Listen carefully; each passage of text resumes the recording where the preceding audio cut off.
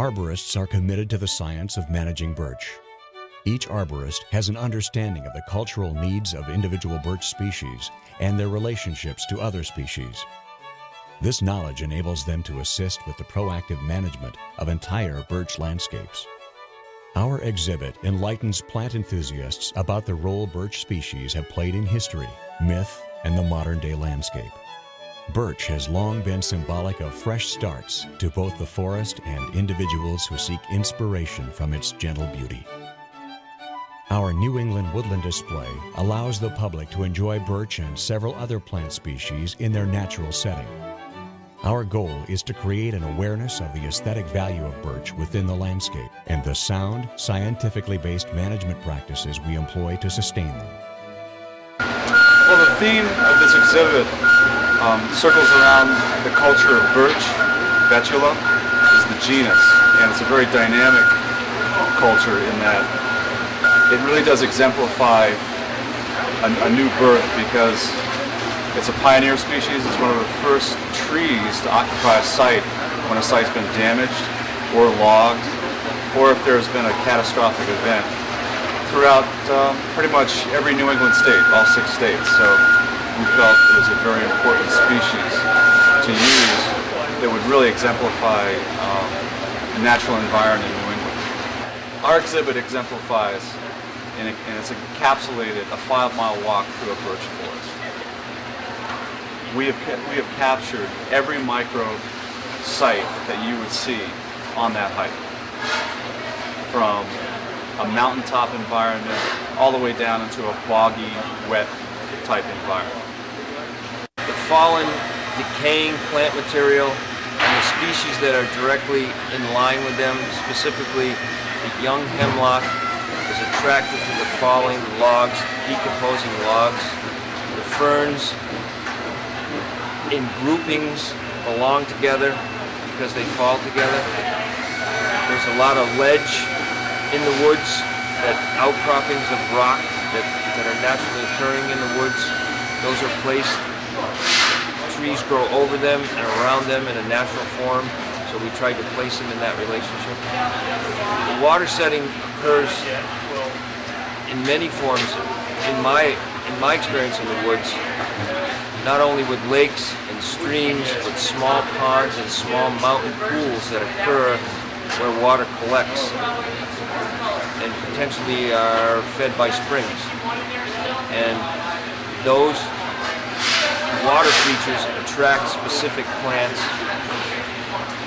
some not necessarily woody plants, but mosses, again ferns like that, and young seedlings flourish in that wet atmosphere.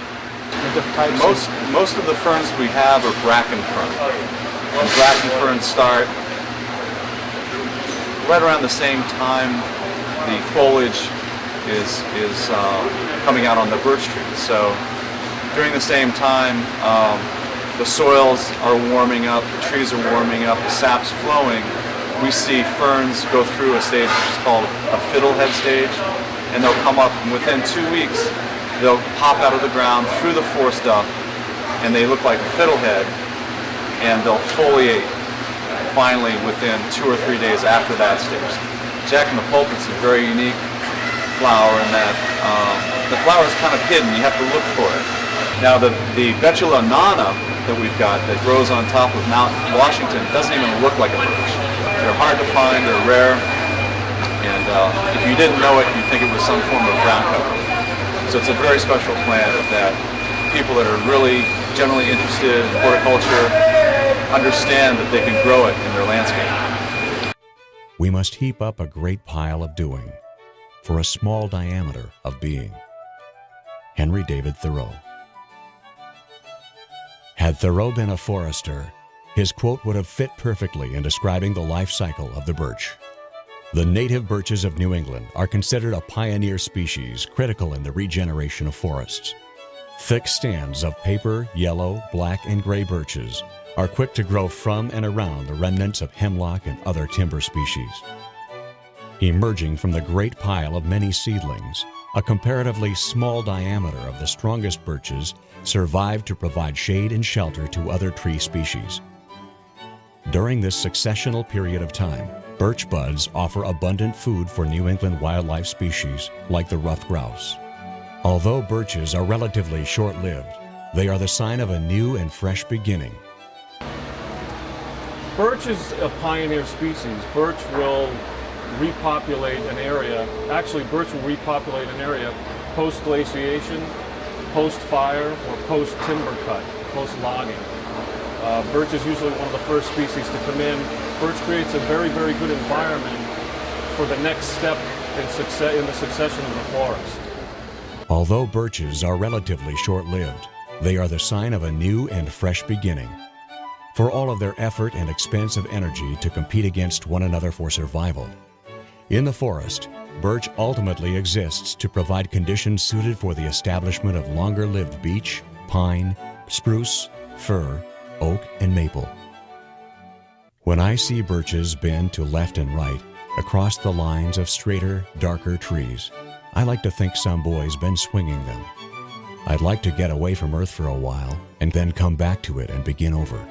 I'd like to go by climbing a birch tree and climb black branches up a snow-white trunk toward heaven, till the tree could bear no more, but dipped its top and set me down again. That would be good both going and coming back. One could do worse than be a swinger of birches. Excerpts from Birches by Robert Frost.